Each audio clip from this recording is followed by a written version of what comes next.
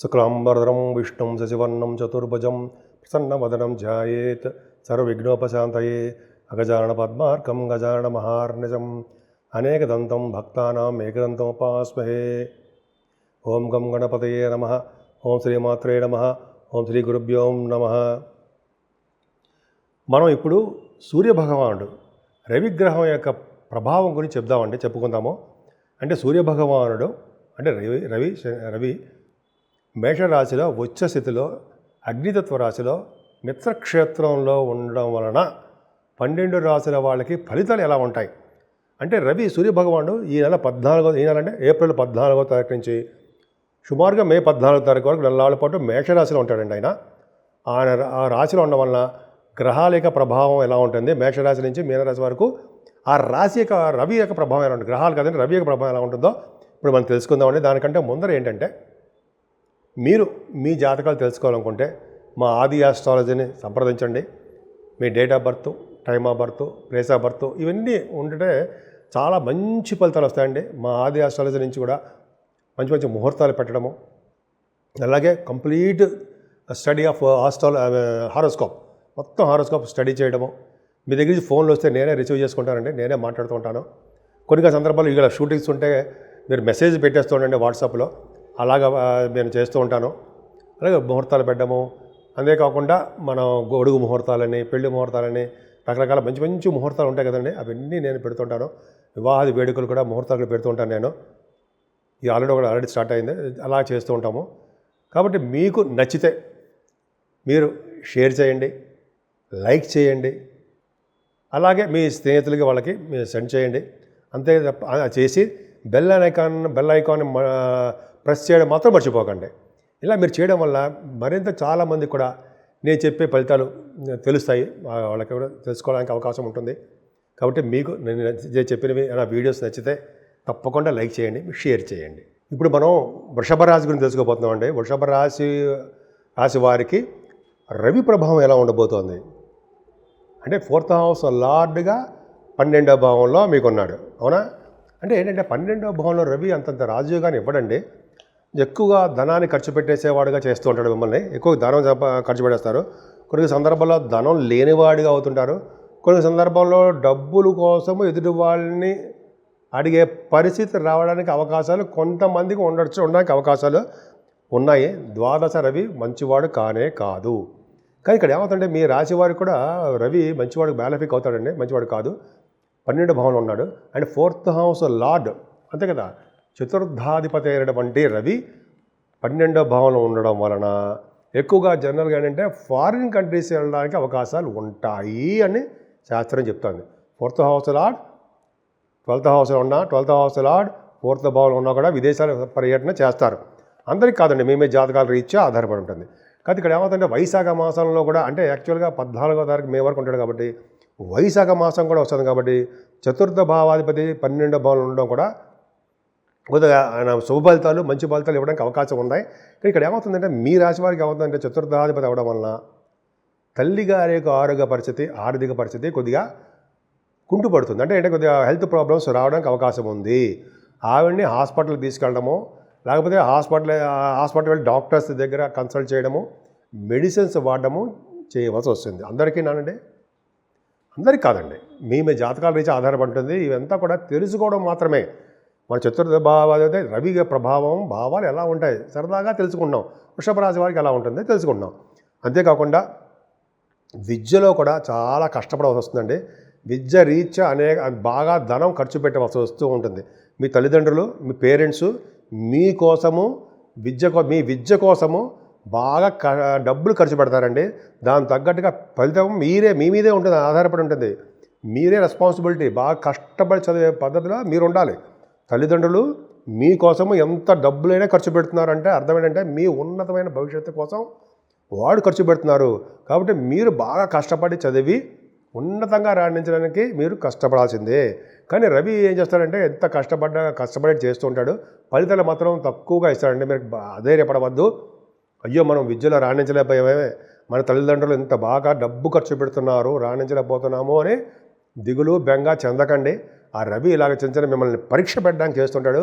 అందుకని సూర్య భగవాన్ నమస్కార ప్రియుడు కాబట్టి నమస్కారం చేయడం వల్ల విద్యలో కూడా బాగా రాణిస్తారు మీరు.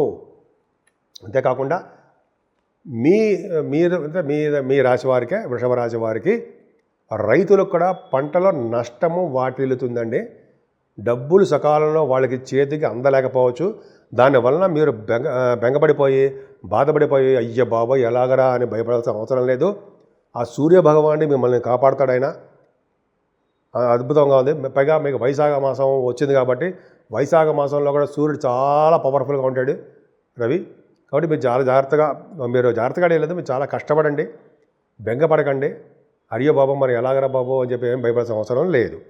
అంతేకాకుండా మీరు భూములు కొనుక్కోవాలని చూస్తూ ఉంటారు. భూసంపద ఇచ్చేది కూడా ఆయనే కుజుడు తర్వాత. కాబట్టి మీరేంటంటే భూములు కొనడం కోసం డబ్బులు ఎక్కువగా ఖర్చు పెట్టడానికి అవకాశాలు ఉంటాయండి. జాగ్రత్తగా డబ్బులు ఖర్చు పెట్టేటప్పుడు మాత్రము జాగ్రత్తగా చూసి ఖర్చు పెట్టండి. అంతేకాకుండా వాహనాలు కూడా కొనుగోలు చేస్తుంటారు. వాహనాలు, భూములు కొనుగోలు చేస్తుంటారండి. కాబట్టి వాహనాలు, భూములు కొనుగోలు చేసేటప్పుడు మాత్రం రవి వ్యయ భావంలో ఉన్నాడు కాబట్టి ఎక్కువ ఖర్చు పెట్టడానికి అవకాశం ఉంది. ఆచితూచి జాగ్రత్తగా ఖర్చు పెట్టండి. కొద్ది కాలం వెయిట్ చేస్తే ప్రాబ్లం ఏముందండి? 12 భావంలో రవి ఉన్నప్పుడు ఏమైనా కొనుక్కుంటామా? రవి లాభంలో ఉన్నప్పుడు కొనుక్కుంటే మంచిది. సో కొద్దిగా జాగ్రత్తగా ఆచితూచి మీరు కొనండి.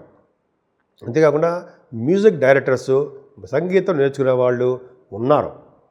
ఎంత ఖర్చు పెట్టినా సరే నేను నేర్చేసుకుంటాను అంటారు. మీకు అలాగే ఖర్చు అయిపోతూ ఉంటుంది అనమాట. 12 భావంలో ఉండడం వల్ల మీకు సంగీత సాధన చేసే వాళ్ళకి, మ్యూజిక్ డైరెక్టర్స్కి, మ్యూజిక్లో ఉన్న వాళ్ళకి బాగా ధనవ్యయం డబ్బులు ఖర్చు అయిపోతూ ఉంటాయి. డబ్బులు ఎంత వస్తుందో లక్ష్మీదేవిని చాలా జాగ్రత్తగా కంట్రోల్గా ఉంచాలి. పాట కూడా ఉంది కదా, ధనమేరా అన్నిటికీ మూలం అనే పాట కూడా ఉంది. అలాగా ఆ ధనం వచ్చినప్పుడు మనం ఇష్టం వచ్చినట్టు ఖర్చు పెట్టకూడదండి. అమ్మవారిని జాగ్రత్తగా దాచుకోవాలి.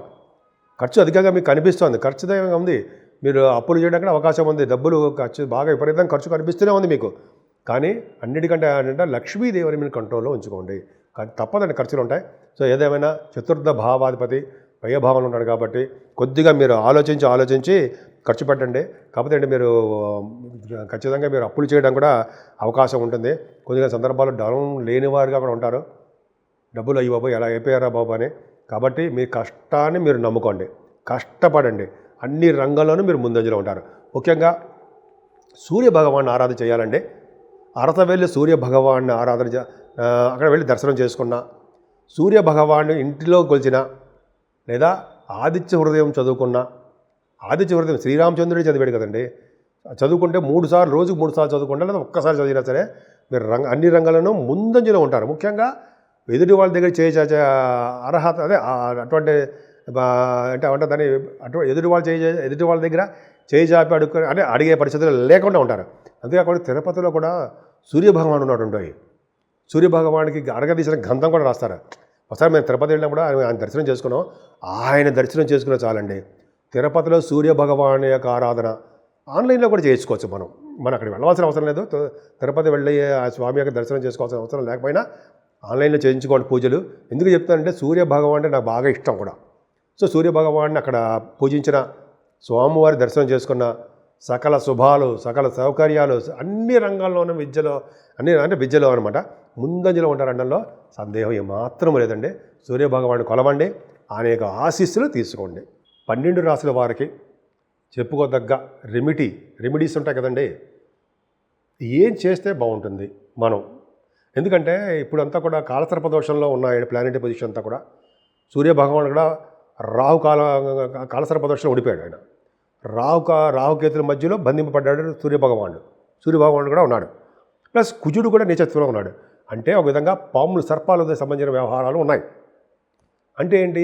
రాహుకేతుల మధ్యలో ప్లానెట్స్ ఉండడము, కుజుడు కూడా నీచత్వం పొందడం వలన సర్పదోషం ఏర్పడిపోయింది. దానివల్ల ప్రజల్లో ఆందోళనలు, ప్రజల్లో ప్రజల మధ్య రాజకీయాల మధ్య చిన్న చిన్న విభేదాలు, చిన్న చిన్న గొడవలు, చిన్న చిన్న ఏమైనా వస్తాయి. అందుకనే సర్పదోషం ఏర్పడిపోయింది. అందుకనే చాలామంది ఎవరైనా అవకాశం ఉంటే శ్రీకాళహస్తి వెళ్ళండి. కాళహస్తిలో సూర్యభగవాన్ కాదండి, సో కాళహస్తిలో రాహుకేతులు పూజ చేయించుకోండి. అలాగే నాగప్రతిష్ఠ కొంతమంది చేసుకుంటే మంచిది. చాలామంది కూడా నాగప్రతిష్ఠ చేసుకుంటూ ఉంటారు. శని వల్ల రాహుకేతుల వల్ల వచ్చే సర్పదోషం పరిహారం అయిపోతూ ఉంటుంది. అంతేకాదండి 12 రాసుల వాళ్ళకి ఇప్పుడు అంతా మన సూర్య భగవాన్ గురించి చెప్పుకుంటున్నాం కాబట్టి 12 రాసుల వాళ్ళు కూడా చేయదగ్గ సూచన ఏంటంటే సూర్య భగవాన్ని ఆరాధించడమే. పొద్దున తెల్లవారుజామున లేవడము, స్నానం అయిపోయిన తర్వాత సూర్య భగవానికి అర్ఘ్యం ఇవ్వడం చాలా ఇష్టం. అర్ఘ్యం అంటే ఏంటి? దోశల నిండా నీళ్లు తీసుకుని ఎర్రని పుష్పాలతోటి సూర్య భగవాన్ని ఇవ్వడం. ఓం హ్రీం సూర్యాయ నమః, HREM, హ్రీం. హా అంటే హరి అంటాం కదా, హ్రీం. ఓం హ్రీం సూర్యాయ నమః, ఓం హ్రీం సూర్యాయ నమః అని 11 సార్లు మనకి చేసిన. అలాగే ఆదిత్య వ్రతం చేసుకుంటూ, లేకపోతే 11 నామాలు సూర్య భగవానికి ఉన్నాయండి. ఓం ఆదిత్యాయ నమః, ఓం సవిత్రే నమః, ఓం ఖగాయ నమః, ఓం పూష్టే నమః, మీకు తెలుసు కదా. అవి ఆ మంత్రాలు, ఆ నామాలతోటి అర్ఘ్యం సమర్పించడం వలన, అలాగే గాయత్రి మంత్రంతో 3 సార్లు కానీ 11 సార్లు కానీ ఎర్రని పుష్పాలతో స్వామివారికి అర్ఘ్యం సమర్పించడం వలన అద్భుతమైన పుణ్యఫలం కలుగుతుందండి. చాలా అద్భుతంగా ఉంటుంది. అంటే ఆ సంవత్సరం మొత్తం కూడా మనకి ఇటువంటి దోషాలు లేకుండా సూర్యభగవాను కాపాడుతాడు. అనారోగ్య సమస్యల నుంచి సూర్యభగవాను కాపాడుతాడు. కోర్టు కేసుల నుంచి కూడా సూర్యభగవానుడు మనకి మంచి ఫలితాలు ఇవ్వడానికి అవకాశం ఎక్కువ ఉంది. అంతేకాదండి, ఇదంతా కూడా వైశాఖ మాసం కూడా వచ్చేసింది కాబట్టి ఇప్పుడు మనం ఏప్రిల్ 30 తారీఖున మనకి సింహాచల నరసింహస్వామి యొక్క ప్రభావం ఉంటుంది కాబట్టి ఈ 12 రాసుల వారు కూడా మన నరసింహస్వామిని కొడుద్దామండి. ఆయనకి పానకం వడపప్పు నైవేద్యం పెడదాం. చాలా అద్భుతంగా ఉంటుంది. ఎందుకంటే గ్రహాలన్నీ కూడా కలసరప దోషంలో ఉండడము, కుజ ప్రభావం ఉండడం, కుజుడిగా రీచల్లో ఉండడం, ఆ దోషాలన్నీ పరిహారం చేసేస్తాడు స్వామి. అదొకటి. సూర్యభగవాన్ యొక్క ఆరాధన కూడా చేసుకోవాలండి మనం. పైగా ఇప్పుడు ఏంటంటే మనకి ఎంత వైశాఖ మాసం వస్తుంది కాబట్టి దానాలు కూడా ఇందాక చెప్పాను ఆల్రెడీ. ఈ దానాలంటే జలదానము, ఎక్కడికెక్కడ మనం చలివేంద్రాలు పెట్టేయడం, చలివేంద్రాలు పెట్టేవాళ్ళకి సహాయం చేయడం, చల్లటి మంచినీళ్ళు ఇవ్వడం, కుండల్లో మంచినీళ్ళు ఇవ్వడం, మజ్జిగలు, చల్లటి మజ్జిగ దానం విశిష్టత ఉందండి. పెరుగు దానం చేస్తారు సరా, పెరుగు దానం చాలా గొప్ప విశేషం ఉంది. పెరుగు దానం మనం మజ్జిగ చేస్తాం. మజ్జిగ ప్యాకెట్ అమ్ముతారు కదండి, ఫ్రిడ్జ్లో పెట్టడం, టగడగా కొనేయడం, అందరికీ దానాలు ఇచ్చేయడం. నేను పోలీసు వాళ్ళు కూడా ఇచ్చాను దానంలో. అంటే పోలీసు అంటే ట్రాఫిక్ కానిస్టేబుల్ పోయి ఎండలో ఉంచున్నారు. ఆయన ఒక్కసారి తీసుకొని స్వామి తీసుకోండి అంటే తీసుకున్నారు ఆయన. నేను గొప్ప కాదండి, చెప్తున్నా జనగా మాడవాల్సి వాళ్ళక్కడ మనం ఇవ్వాలి. డ్యూటీలో ఉంటారు కదా, కష్టపడతారు కానీ వాళ్ళు తెచ్చుకోలేరు కదా మంచినీళ్ళు. స్వామి అంటే డ్యూటీలో వాళ్ళకి ఎప్పుడు ఎండలో ఎంత కష్టపడతారు మన కోసం, వాళ్ళకి సహాయం చేయాలి మనం. అలాగే మంచినీరు దానం అంత అద్భుతం అండి. మంచినీళ్ళు దానము, మజ్జిగ దానము, వీలైతే అన్నదానం, ఇంకా చెప్పాలంటే లేని వాళ్ళకి వస్త్రదానము. మీరు చేయలేరా? మీకు తెలుసండి, అన్నీ తెలుసండి, గుర్తు చేస్తా అంతే కదా. అవునా? మీకు తెలుసు, గుర్తు చేస్తాను. మనం అన్నీ చేద్దామండి, అన్ని కార్యక్రమాలు చేద్దాం. నేను కూడా మీతో పాల్గొంటాను. మీతో పాల్గొంటానంటే నేను కూడా కార్యక్రమాలు చేస్తాను అర్థం. అంతే మీ ఇంటికి వచ్చేసి పదండరా వెళ్దాం అని చెప్పి అన్నాం. అర్థంగా నా కార్యక్రమాలు నేను చేసుకుంటూ ఉంటాను, 10 మందితో పంచుకుంటుంటాను, ఆనందం పంచుకుంటూ ఉంటాను. నాకు చాలామంది గుర్తుపడుతుంటారు. నేను కూడా బయటికి వెళ్ళి ఇవ్వడం వల్ల పలానా మీరు ఆదినారాయణరావు గారు కదా అని సరే అంటూ ఉంటాం. సరే అలాగా దానాలు చేసుకుందామండి. మన గురించి మనం గొప్ప చెప్పుకోకూడదు. అంతా అద్భుతంగా మంచి చేద్దాం. మంచి చేయడం వల్ల మనకు మంచి జరుగుతూ ఉంటుంది. భగవంతుడు మనకు మంచి చేస్తుంటాడు, మనకి కాకుండా మన పిల్లలు కూడా మంచి చేస్తాడండి. ఎంత ఆనందంగా ఉంటుంది. ఒక్కసారి మంచి వీళ్ళు ఎవరైనా ముఖంలో ఆనందం చూస్తే నిజంగా మనకి ఆనందం వస్తుందండి. మనం చేసే మంచి పనులకి నేను కూడా ఒకసారి చేశానండి. కొత్తగూడెంలో ఉన్నప్పుడు ఇలాగా చలివేంద్రం పెట్టి అద్భుతంగా చాలా చేసాం. పొద్దునుంచి సాయంత్రం వరకు టెంట్లు వేసి చాలా బాగా చేసుకున్నాం. అటువంటి అవకాశం మళ్ళీ ఎప్పుడు వస్తుందో చూస్తున్నాను. అలా చేయడం చాలా అద్భుతం అండి. మనం చేద్దాము సరదాగా. జనాలు అందరికీ మనం మంచిని స్వీకరిద్దాం. సో మీ అందరికీ కూడా మంచి జరగాలని, సూర్య భగవాన్ యొక్క ఆశీస్సులు ఎప్పుడు నిండు నీరేళ్ళు ఉండాలని. ఎందుకంటే ఆయన సాక్షాత్ ప్రత్యక్ష నారాయణ కదండి.